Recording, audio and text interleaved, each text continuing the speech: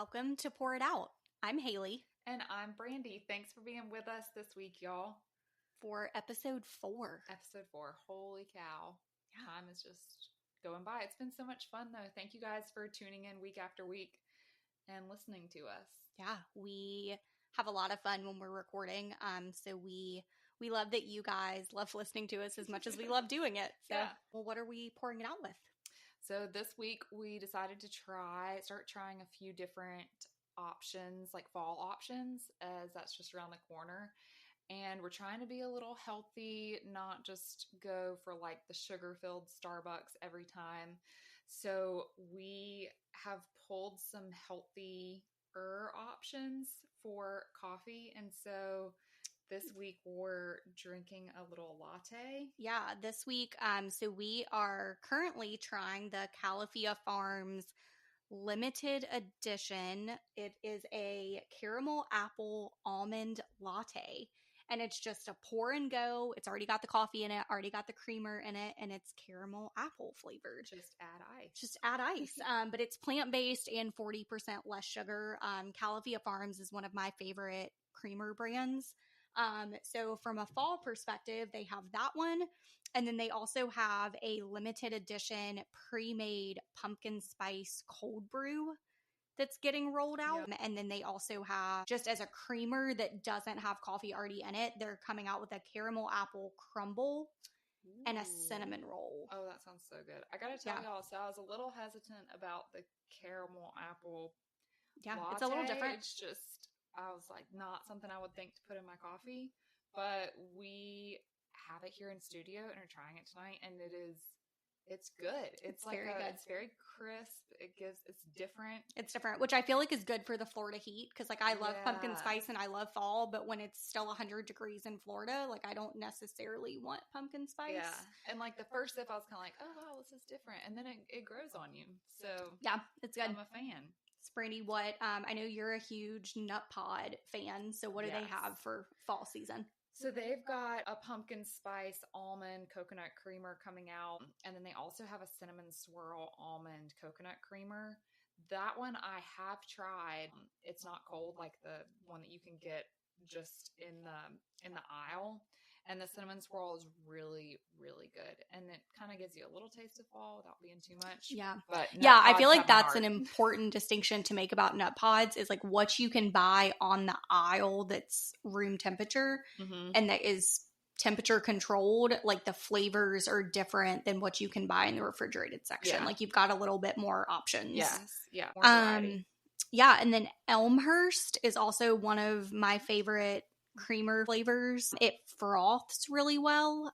Very important. For the most part, Brandy and I both try to stay away from oat milk because it's very inflammatory, but Elmhurst does a really good job of like mixing some different nuts. So like they have one coming out for fall that's oat plus cashew, and it's apple pie spiced, which I'm really intrigued about. Yeah. And then they also have a pumpkin spice and then a walnut maple. Oh, that'll throw you for a loop. Yeah, I'm pumped about that one. So if y'all find any of these in stores and you try them, let us know, because obviously they roll things out in different cities and different stores at different times. So if y'all come across any of these and you try them, we're going to tag everything in the show notes so that y'all can see them too. So let us know if you find them and try them. Yeah. We kind of went hunting this weekend for some here in Tallahassee, and I guess since it's still, 112 degrees outside, they haven't quite released that fall. Yeah, which is why we were also really pumped to find these Califia Farms cold brew ones, because we're not quite ready for hot fall coffee yet. Yes. Yeah.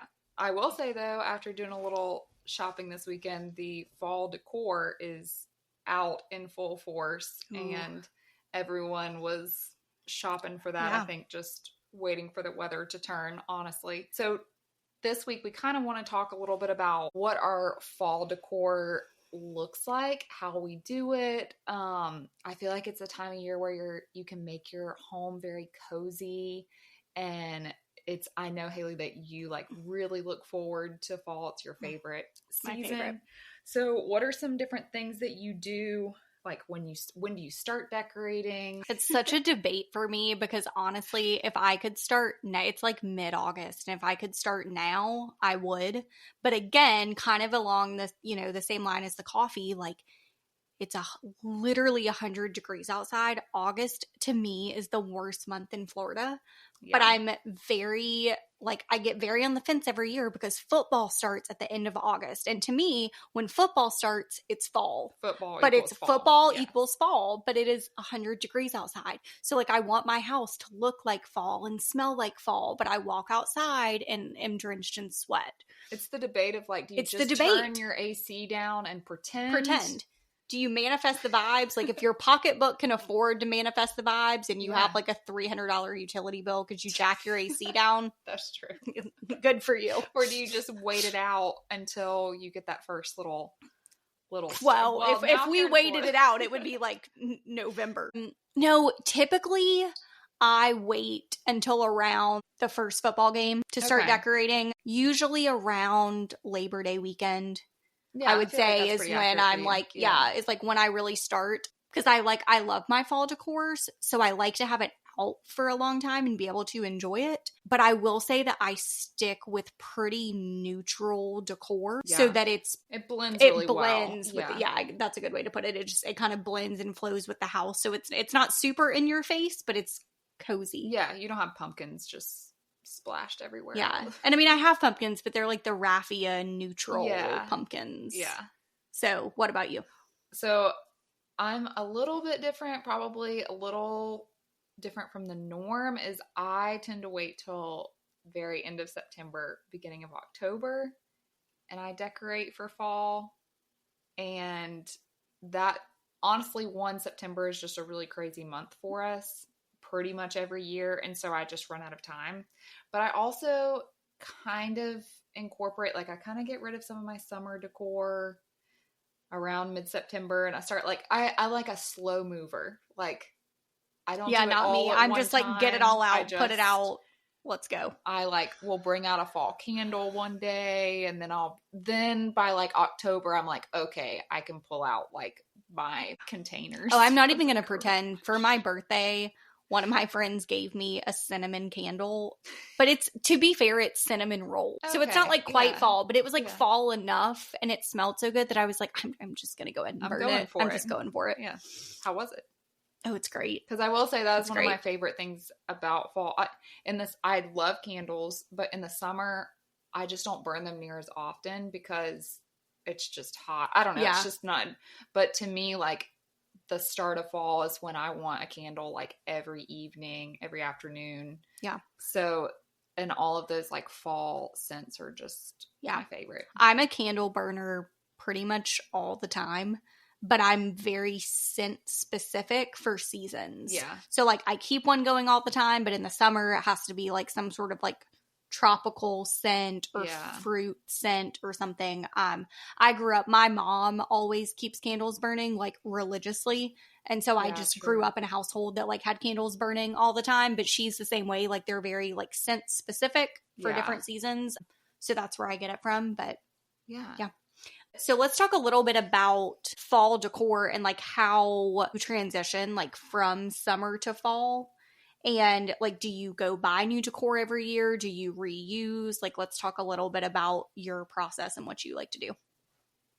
So this also comes from my mom. I tend to reuse the same stuff every year because it's that nostalgia that comes out. Now I will go and I will either pick out a few new things or kind of switch out faux florals. I like to use dried florals a lot. So a lot of times those will get okay, I need to replace those or get something new. They'll last for at least a few seasons. Yeah. But most of my stuff is reuse. I have some stuff from my grandma's that I hold on to and put out every year. But it's also a collection too. Yeah. So you kind of add to it some every year. But I don't find myself wow, I'm getting rid of this. I just hold on to it and incorporate it in different places. Yeah. So. No, I agree. I kind of do the same thing. It's I will go buy my staple pieces and just kind of work around that every season. And I will add to it, same, but it's oh, I follow some influencer who posted like some new fall decor from Target. Yeah. So I may go spend, 20 or 30 bucks and add to it, but I'm the same way. I just add to the collection and just reuse every year. And again, that's why I try really hard to focus on neutral stuff so that if I have changed up a color concept or something in my house, like I'm not having to go re-buy new decor every year. It's like pretty neutral so that it just adds to what I already have going on in my house year round. It's funny though, because I was thinking about this earlier. I was like, we have seen such a shift in the past couple of years from like cooler tones being very on trend to now like warmer tones. Warmer and moody, yeah. So it is fun to kind of incorporate some of those like rust colors and just things like that are a little bit different that I didn't have. Yes. But I like to still have some of my cooler stuff in there too. And I feel like it all kind of goes together. Yeah, so. I'm excited this year because, I've painted downstairs in my living room, like the main accent wall. I just painted like a moody, like dark blue gray color to give it a little pop of color. So it's going to be my first season that I've been able to decorate around it, which I'm really excited to do.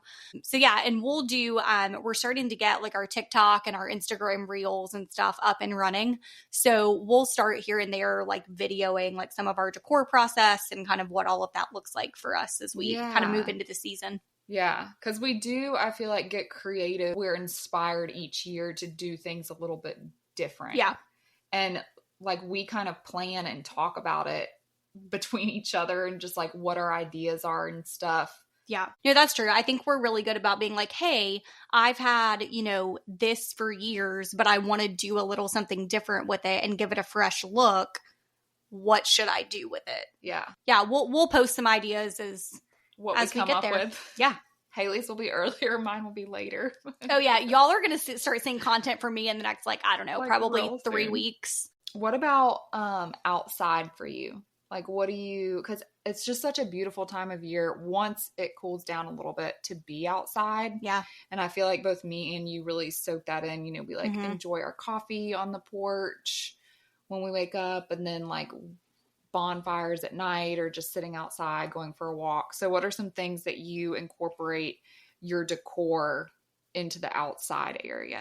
Yeah, so I have a really small front porch area. It's really just like a 6x6 concrete pad, but I fenced it off with black wrought iron fence. And I've got like a little table and chair out there. And I like to switch out my wreaths on my front door. So my front door, the olive sage green has been one of my favorite colors for the last several years. So my front door is a really pretty sage color. So I have a really pretty fall wreath that pulls that color in. So I'll put that out there. I will typically switch out my pillow on my front porch chair with like some sort of fall themed pillow. It's still all very neutral. Like it still will like tie in the color of the front door. Like I make sure that like everything from outside to inside all kind of flows cohesively. But one of the things that I can't figure out, and I buy one every year. Every year I buy one and I put it on my front porch and I'm like, this is going to be the year. This is going to be the year that it survives. And it is mums. I love mums so much. And I will get online and I'll look at all of these fall pictures that all of these influencers post of their like big, beautiful mums that like, and I just feel like a mum like really is like also the start of fall. But again, we live in Florida in this heat and I cannot keep one. I cannot keep one alive to save my life. So you are the plant lady. What do I need to do to keep one alive this year? Help me out. I'm sometimes the plant lady. It depends on the plant and the year. I love mums as well. I do enjoy being outside and gardening. I don't have necessarily a green thumb, but it's like a sage thumb kind of like okay. Like it's hit or miss with me, but I can keep stuff alive for the most part. I also get mums every year. One, I feel like it's where you buy them and when you buy them. So I buy them fully closed, like before they have opened at all. That's a hot tip. What happens is if you buy them in the store and they're like full and pretty and fully bloomed, those blooms are you bought it at its peak. It's not getting any better than that. See, I'm learning already. I go and I'm like, I see really pretty full ones. I'm like, that's it. That's the prettiest one I've ever seen. So kind of, if you get the ones that look healthy, that are nice, green, full, but are fully closed, then and just water them, keep them on your porch, but then they'll kind of bless you with like some big, pretty blooms in the coming weeks because they haven't even started to reach their peak yet. So what from a watering perspective? Because I feel like I have a really bad habit of doing this. I feel like I overwater because I think about it being so hot outside. Yeah. So I have a bad tendency to overwater. So what would you say was the sweet spot for? So this, again, not necessarily like how often you water. I mean, you want to water them often because they're just a potted plant and they run out of water pretty quickly, but also when and how you water. So if you water them in the heat of the day when the sun is still out and you water the top of the plant and get all the leaves wet, then they're going to burn in the sun. So you want to water at the very bottom, like where the closest to the soil, and preferably either earlier in the morning or later at night so that then it has overnight to kind of like soak all that up. I also buy one of those, like I have like the raffia. It's like a pot, but it doesn't have any drainage in it. Mm-hmm. And so I'll set my mums in there, especially when it's still really hot. And I won't put a lot of water in the bottom, but I'll put some so it kind of soaks it up and gives it something throughout the day. So it's not just out there in the drought. Okay. All right, guys, you hear this. So I'm going to buy a mum this year and we're going to see based on Brandy's recommendations if I can keep the dang thing alive. Yeah. All right. So what are some of your other like outside decor and like outside plants that you like to incorporate? I love mums. I love planting like in my flower bed, like marigolds, anything that kind of sets that like those that fall mood. We also, last year we put in a fire pit area in the backyard, and this will be our first fall having that fire pit installed, and I'm so excited about it. I'm excited too. It's something that we've been like dreaming about for a long time, and I feel like it's going to be very well done. Really fun to sit out there and enjoy those nights. And so, yeah, I'm just really looking forward to that. And I'm trying to get inspiration too on like how to decorate that patio. Like it's got some plant containers that I'll switch out for like, right now it's got very brightly colored summer things. Again, I kind of wait a little bit longer too, because if you put a bunch of fall stuff in there right now, it's just going to die really quickly. So kind of toward mid to late September, I'll start looking at some fall plants and kind of incorporate some of that. Yeah. So. And we would love to hear from you guys too. Like what, if you live in Florida, what you do, what your tips are. If you don't live in Florida and you're blessed to be able to experience fall a little bit earlier. When fall's actually happening, what you guys do and what, like how you decorate, how you incorporate that outside, when you start decorating. So let us know. The last little part of this decor segment is we're going to end it with a hot topic that's hotly debated. Haley's Sophie's choice, honestly. So we all love fall decor, but we also, in the midst of fall, we have Halloween, which is just like a separate... I think it might be my favorite holiday. And it's also just like a separate decor from your fall. So what is the solution? What are your thoughts? See, I don't know because I love Halloween with everything in me. I talked about this in our first episode. I live in a very, very like young family neighborhood. All of the houses are really close together and it's super walkable friendly. So Halloween is a huge deal in our neighborhood. They go all out. Everybody goes all out. Everybody decorates. Everybody walks around. Halloween goes on until like 10 or 11 o'clock at night. Like it's super fun.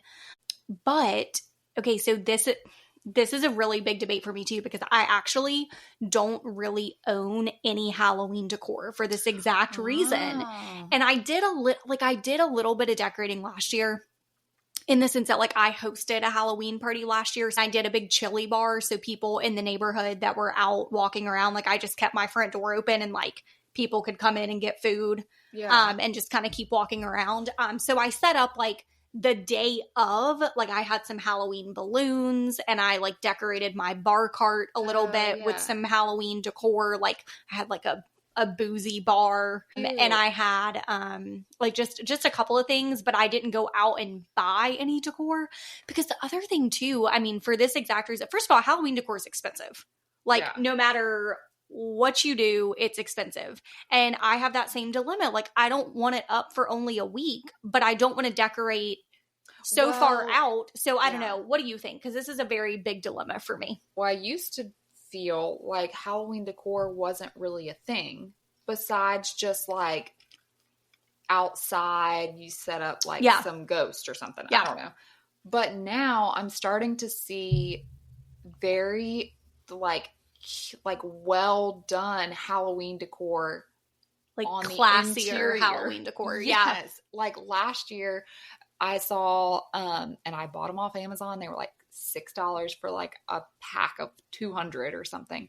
And they're those paper bags. Yes, I have them in my Amazon cart right now because I'm gonna get some. And I did like a bat, you know, what do you call that? Like a wind sure or something, like cascading like up and down my I had built-ins and then a fireplace, so I did them like along there and I loved it. It was so fun. And then like little ghosts and stuff. I don't know, I'm just like finding myself pulled toward that more. I think because the decor itself is getting better. Yes. And I think, do you think that it's changed too? Because like last year was your first Halloween being a mom. So do you feel like it's changing more too because you have a kid now?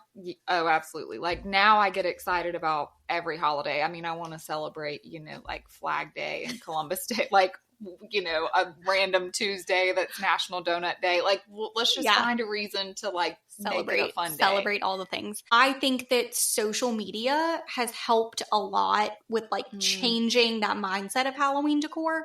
I know that on TikTok and some Instagram reels, I have saved some like really inexpensive, almost DIY Halloween stuff that I really want to try this year. So I honestly think, and maybe because I typically set my fall decor up so early, that really by the time October rolls around, or at least mid-October, I feel like I've gotten my worth out of my fall decor. Yeah. So what I've thought about doing this year is kind of slowly over the next like several weeks, just little by little, like each paycheck, like buying, hey, like I want to buy the bats, or I want to buy, I also in my Amazon cart, I found witches hats that are propelled with fishing wire and you hang them from your ceiling, which I really want to try to incorporate like outside on my walkway. So just little things here and there, like each paycheck, so that you're not breaking the bank, but you're getting some like cute stuff that would add a little pizzazz to your house. So I'm kind of thinking like at the beginning of October, I may decorate for Halloween. And then once Halloween is over, like put my fall decor back out, because I leave my fall decor out through Thanksgiving. Yeah. And then take my fall decor down and then put Christmas up. Yeah. So I will say last year I decorated for fall early. And so by the time Christmas rolled around, as much as I love my fall decor, I was like, oh my gosh, this stuff's been out for like 3 months. Yeah, the longevity of it. So I do feel like Halloween decor will break some of that monotony up. So I think I am going to do a little bit more this year than usual. Yeah. What about you? Y'all posted. Yeah. I think we're going to try to do some outside Halloween decor. Again, TBD, because we have a lot going on. But I would love to try. I saw this thing about you put some sort of paper that reflects in the dark, like glow paper, and you put it on a tree, and it like looks like the trees are like that's cool. And I was like, oh, that's so cool. And that's something easy that's not like So maybe we'll try that. Yeah, but I would like to try something outside. Yeah. One of the things I think I'm going to do this year too, and last year I was just too late in the game, like I tried to buy them Halloween week, is I want to do, so around my front door, I have 3 hooks up top so I can hang like Christmas garland and stuff around the door. And I want to do purple and orange lights this year Oh, for yeah. Halloween, Yeah. especially for like all the kids that go door to door in our neighborhood. Yeah. And so, but I waited until Halloween week last year to try to go get some. And of course, everything was sold out. Yeah. So that is another thing I want to try to incorporate this year. Yeah. So if you guys have fall decor or fall ideas, let us know because we're going to start, thinking about Let that us know what you think about Halloween. If you're a Halloween decorator, if you're not, when you start decorating, when you think it's appropriate. Yeah. All the things. All the things. So as this new season kind of enters into, we have a lot of other things besides just fall and decor and Halloween. It's also just a really busy time of year. Back to school, football games. It just seems like then it just segues into the holidays and you're just like really, where did the year go? Yeah, where did the year go? The rest of the year goes by so quickly. So there's some things about fall that even as much as I love it, for instance, I hate the time change. I hate when it like gets dark early. I feel like a lot of your day is gone. There's like seasonal, what do you call it? Like seasonal depression where you're just sad that it's dark or not as light for as long. I really have to work on my routine during that time for my health and still getting like exercising, getting outside, feeling good, all that stuff. Just because at that time of year, it is a lot harder. You're also eating heavier foods. Yeah. Your schedule is very busy. So some of the things that you maybe prioritized at the beginning of this year, if they were like your New Year's resolution, or then you went into the summer and you were like really sticking to it, I just feel like fall is such a hard time to stick to like a regimen. So what are your thoughts on that? Yeah, no, I agree. Fall is definitely a really busy time. We're going to get into this a little bit later in the episode, but especially with it being football season, not only does everybody have plans because fall is just a busy time of year, but then you add in like living in a college football town. I feel like everybody's weekends are just slammed from the start of football season. And I mean, until really the end of the year, because to your point, then it's holidays and it's just mayhem. Wedding season. And everyone's trying to plan around football games. So God bless. Just baby showers. You did this and I love a fall wedding, but like, just don't do it during football season. It's just so hard.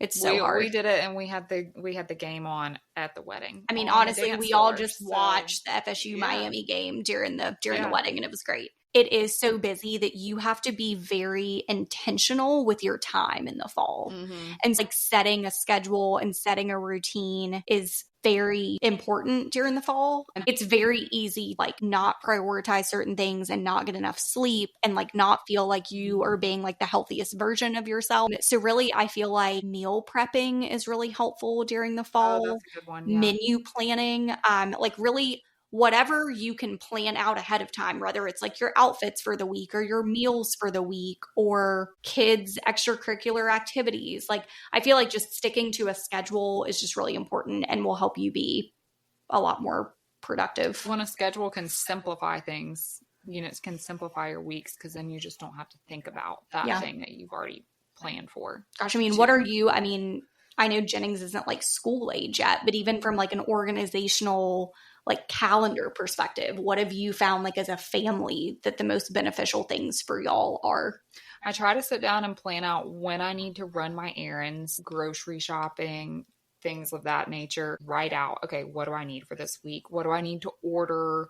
I really have tried to implement like Amazon where you can just subscribe. Yep, subscribe and save. Especially for some of his things like his laundry detergent, his dish soap, just like baby items that you're using constantly. I try to keep those on subscribe so that it just shows up at my door and I don't have to think about it. A lot goes into, I feel like with fall, there's so many more activities you can do with kids. Like there's fall festivals and pumpkin carving. I mean, the list just goes on and on and on. So there's always something to do, which is awesome. And it's a great time of year to be outside. It just requires a little bit more planning, I think. Yeah. And then to like picking those days of the week where you're like, okay, this is when I'm going to delegate to this, or this is when we can stick to a schedule. Yeah. And then on the weekends, we're going to go drive to this pumpkin festival and it's going to be a day that's not on schedule. Yeah. Especially for little ones that still have like nap schedules and all that stuff that you have to think about. We've also tried to sit down and plan out our meals for the week and plan out when we do our laundry, which has also been very helpful for us. So. Yeah, that's great. Something that has been really beneficial for me too over the last few years is I love to utilize my crock pot during the fall. And because there's nothing that I love more than coming into the house after work during the fall and my house smelling like a home cooked meal. Yeah. Even as easy as a crock pot is, it still takes some prep. I will plan out for the week, like, okay, this is what I want to cook in the crock pot, which again, for me living alone, like that'll feed me for the whole week. Yeah. I will get up, like I'll prep it the night before, and then I'll get up early at like 5:30 in the morning or whatever and throw all of those ingredients in the crock pot and have it started by the time I leave for work. And I leave early. I leave at 7. So it does require getting up a little bit earlier, but like that 10 extra minutes to ensure that dinner's cooked and you've got a healthy meal for the week has been a big game changer for me. Yeah. Yeah. Something else too that I just thought of with little ones is with the time change, it gets dark a lot earlier. And I don't know about you guys, but I depend on being outside that last little bit of like that wake window before bedtime, of just like getting our energy out, going for a walk, getting some fresh air, no matter what our day has looked like. So that part is really tricky to restructure because it's dark at 6 o'clock and you still have some time before bedtime and you're just a little like, what do you do? Yeah. So let us know how that goes. Yes. But that is, especially as he gets older, I'm finding, oh, wow. Yeah, that is going to be a challenge, especially because we just spend so much of our time outside in that time frame. So that'll require. So for any of you that have older kids that have any advice for Brandy on that doesn't include like screen time or just, just what do you do with your kids when it's dark and you still got an hour before bedtime? The last thing that we have for this episode, we touched on it a little bit. We're rolling into football season, which means in a college football town, that means a lot of tailgates, a lot of football parties, a lot of calories, a lot of calories. So Brandy and I both are pretty health conscious. We're pretty clean eaters. And that's just something that we're both extremely passionate about. We kind of started talking and thinking through what it's like to go to a football party or go to a tailgate when you are a cleaner eater. Mm-hmm. And we're in the South. The South's known for good food, but it's not known for healthy food. Right. So going to these football parties and going to these tailgates, and there's all of this great food, but none of it is necessarily along the lines of like how we would normally eat. So we started kind of talking through an idea of doing a football tailgate series. Mm-hmm. So we've kind of compiled a list of recipe ideas that have healthier substitutions. And so throughout football season this year, we're going to start posting some reels on TikTok and Instagram of just whipping up these really quick, healthy recipes with some healthier substitutions with some of our favorite brands. And a lot of them are not complicated. They're not complicated. They're straightforward. They don't require a ton of ingredients, which also nowadays cuts down on the cost. Yes. So yeah, we recognize too that a lot of healthy options can also be very cost prohibitive. Mm-hmm. We tried really hard to focus on things that like you could just really easily like whip up and take to a tailgate, or if you're hosting, have a football party, and it's like stuff that you would normally do, but like, hey, we're going to sub Greek yogurt instead of mayonnaise, like just easy things that like at the end of the day still make a really big difference. Yeah, and still taste good. So we're just gonna, like I said, and I'm also gonna post all of these recipe ideas in the show notes, and then each football game, like make one of them so you guys can see like what it looks like. But just for like a few examples, if I was hosting, let's say it was a noon game. Yeah. And we want to host a brunch tailgate or a brunch watch party. Because also those that aren't super familiar with college football, there's multiple times on a Saturday that a game can be. So you can have a noon game, you can have an afternoon game, or you can have a late night game. So really the times range, like you've got a 12 o'clock slot, a 3:30 slot, or like a 7:30 or like 8 o'clock slot. And so we've kind of given you guys some options for all those scenarios. Really themed, because like the tailgate that I go to, it's really themed. So like it's either a brunch theme or it's like an appetizer theme for like midday, or at nighttime it's really more like dinner based. Right. Okay, so let's say it was a noon game and we were doing like a breakfast theme. You could do a Greek yogurt parfait bar. Kirkland brand has a really good Greek yogurt. Or there's a brand that I love called Ratio, and there's a keto friendly vanilla yogurt. If you are trying to beef up your protein, it's got 17 grams of protein in it and only 2 grams of sugar, which is great. Then Purely Elizabeth granola is one of our all-time favorite granola brands. And then Orchard Pond. You can get local honey. You can support local. It's organic and all natural. So we love Orchard Pond. Yeah. Some ideas for appetizers. Okay, buffalo chicken dip. Huge college football go-to, huge appetizer. Not necessarily the healthiest. So some of my hacks would be, Costco, love Costco. They have prepackaged, already shredded rotisserie chicken that has no skin on it. So it's just straight meat. I would grab a pack of that. It's something I like to keep in the freezer anyway. So I would grab a pack of that. I would grab their brand of plain Greek yogurt, and I would get the 2-pack of Primal Kitchen buffalo sauce, mix it all together, and then do a side of veggies. And maybe the brand is Snack Factory, and they have a gluten-free pretzel chip that I love. Oh, nice. And see, honestly, that's probably cheaper than buying buffalo chicken dip in store that's already like pre-made, full of additive. And so I think that's a really great option because it's the same thing. It's just a lot healthier. Choice. It's just a lot healthier. Something that's a crowd pleaser for dinner, if you're feeding like a big crowd, if you're hosting a party, crock-potted chili is always a really, really big crowd pleaser. Yes. But you can make really simple substitutions. So I would do no salt added canned beans. Try to stick to low sodium or no salt added. I would do organic chili seasoning. So Simply Organic brand has a really good chili seasoning, but it's all organic, GMO, any of that.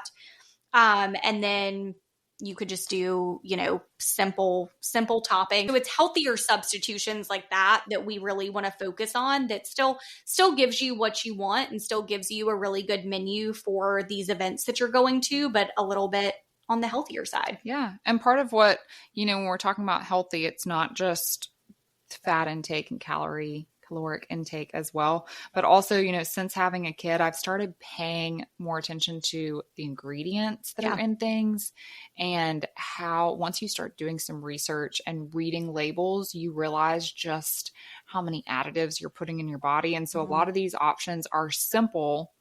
They're very substantial in the ingredient list. Yeah. And I feel like that's a big deal when I'm looking at things to feed my child. Yeah. And really, when you're learning how to read labels, first of all, if you can't pronounce it, it's probably not good for you. Yeah. And on the label front, like some of our favorite brands that we've been using for years, like Primal Kitchen, like Simply Elizabeth, Siete is another one of our favorite brands.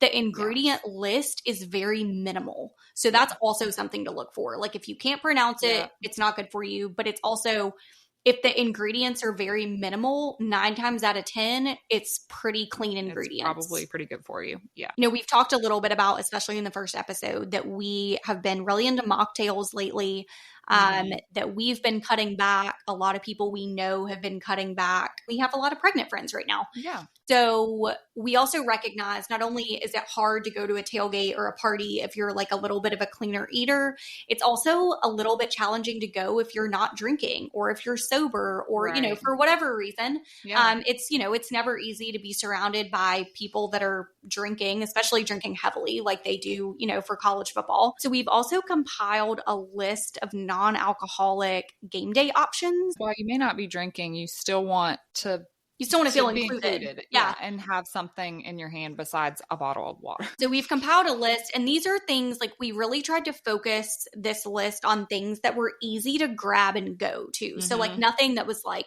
oh, you've got to get the blender out. And you've got to make, nothing that requires a lot of prep. So the first thing to go along with the brunch idea is you can still do a mimosa bar, but you can do it toast. Non-alcoholic champagne is really big right now. I know a lot of people that drink it.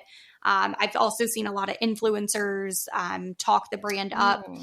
So I would do toast sparkling champagne. I know Total Wine has it. And then Natalie's Juice is one of our favorite juice brands. It's organic. It's very low in sugar. So you can still have a really fun mimosa bar without the alcohol content. Yeah. And that would be a big crowd pleaser to take somewhere. And then I have not tried these, but I've seen them online, have not been able to find them in store locally. So if you've tried them, I would love to know your feedback. Sparkling water has come out with mocktail in a can, and they have a rosé option, a pina colada, and a mojito. Ooh, that sounds good. And that's so easy to take. So easy. To take. And then one of my personal favorites. So I love a Moscow Mule, alcoholic, non-alcoholic. For those of you that don't know, because I've had a lot of people ask me this before, ginger beer does not have alcohol in it, which is a little confusing, but it does not have alcohol in it. However, ginger beer is very high in calories because it's very high in sugar. So that's always been something that I've been a little self-conscious about when I have drank mules. Like I try not to drink a lot of them just because the sugar content is so high. So I actually just found this at Trader Joe's within the last month. Reed's is the brand. It's Reeds, and they have come out with a 0 sugar ginger beer. I bought some, and it's great. It kind of just tastes like a diet ginger ale, honestly. Okay. And those are canned, so that could be a really good option to take with some fresh mint and a lime, and you could make faux mules. Still gives you that mule taste. And then something that we actually bought to try on this episode that we're so excited about. Just picked these up at Total Wine. White Claw has come out with a 0% non-alcoholic seltzer. It's a variety pack, and it has electrolytes in it. The OG of the seltzers. So we are super excited. We're actually going to do a little taste test live with you guys. So we really feel like Brady and I really talked extensively about this, and kind of adding into the football tailgates. It's also really, really, really hot to start tailgating this time of year. Those electrolytes will be well used. If you're drinking, if you're not drinking, you have to be really careful about being out in this heat. It can really affect you. We've seen a ton of people pass out at tailgates because of the heat. So even if you are drinking, this would be a really good option to sub in because it does have those electrolytes in them. So something that's a little bit healthier that will keep you hydrated. I'm so excited. Yeah, so let's go over the flavors. Okay. What you got? Okay, so this first one it's mango passion fruit. So each one of these flavors, they're very similar to the original White Claw flavors, but they're like a dual flavor. So this one's a mango passion fruit. It's got hydrating electrolytes, and every can is only 15 calories. And, that was a good pop. That's a good pop. And the can looks exactly like a regular White Claw. So, I mean, being sober and not drinking and mocktails have really become a big thing. Yeah. But if for some reason you didn't want people to know, you could put a koozie on this and it would look just like a White Claw. Or if you want to switch back and forth, if you want to have a White Claw, a regular White Claw, and then hydrate with this. It tastes just like a mango White Claw. I'm so impressed. Oh, it tastes exactly like it. Oh. Wow, that is so crazy. Isn't that crazy? Mm-hmm. That is wild. And the cans are really fun too. They look just like a White Claw, but they are, and we'll post a picture of these and link them in the show notes. But the cans are bright blue, which is super fun too. I like that. Okay, so this next one is lime. That's the real OG. The lime is the real OG, which I personally love a good cold lime White Claw. Same. Again, it tastes just like a White Claw. And that one, I feel like, especially because it's got the electrolytes in it, kind of tastes like a lemon lime Gatorade. Yeah. And I'm not mad about it. Yeah. But like a seltzer version. Yeah. Oh, I want another sip of that one. That was good. That is very good. Big fan of these, I will say. This one is black cherry cranberry. I did not like black cherry flavored anything for a while. And then I really got into them a few years ago, and I love cranberry seltzers. Like High Noon has a cranberry seltzer and I really like, so I'm excited about this flavor. Oh, that's a good one too. I can't really taste the cranberry. Okay. The black cherry is pretty strong, but I mean, it's good. Yeah, you can't really taste the cranberry, but it, I mean, again, tastes just like a black. They have done a very good job at keeping these flavors like on point. Like yeah. very similar. Yeah, honestly, if we did like a blind taste test of like the alcohol, I don't know that I could. I don't know that I could tell a difference. And this one is the last one. Ooh, this is peach and orange blossom. Oh, that's a good little twist. That one's good. Yeah, again, taste very similar. I do like anything peach. I don't know that I've had a peach. Do they have peach White Claws? I know they have peach other things. Oh, that's good. Yeah, that one's good. I like that one. And again, kind of similar. I didn't taste the cranberry. I don't really taste the orange blossom, but I taste the peach. Same. Yeah, that's good. I mean, really, if you wanted to like really make a mocktail out of these, I feel like you could put fresh fruit in it. For sure. Frozen fruit as a substitute for ice would be great. Yeah. Oh man, now I feel like I need to taste them again. I feel like. What's your favorite White Claw? Originally, blackberry. I really like all of them. I feel like I would say the lime is the one I feel like I could drink probably the most of. Same. I like very mild flavor things. Yeah. I would say between the two, the lime is probably my favorite, and then peach probably after that. Like I think I would rate them lime, peach, black cherry, mango. Okay. Yeah, lime is definitely my favorite. I will say, so I don't like mango seltzers, like just White Claws in general. However, that one is really good. My second favorite is probably the black cherry, but they're all very good. Go try them. Props to White Claw for making these, honestly. Like, I think that this is such a good idea and so needed. We are very impressed with these. We'll definitely be taking them to football parties and tailgates. And like I said, great option if you're just not drinking in general for whatever personal reason that is. Yeah. Or if you are drinking, great substitution to keep you hydrated in between. Sure. It's something very easy to take with you too. It comes in a 12 pack. Just like a White Claw does. Yeah. I literally did curbside pickup at Total Wine. It couldn't have been easier. We're really excited. If you guys don't follow us on any form of socials, we're on Instagram, we're on TikTok, and we just got our YouTube channel up and running so that we can also put our podcast audios on our YouTube channel as well. And so we're going to start posting some reels and things. So make sure you go follow us on all the platforms. And all right, I'm going to go decorate now. Yep. Happy fall, y'all.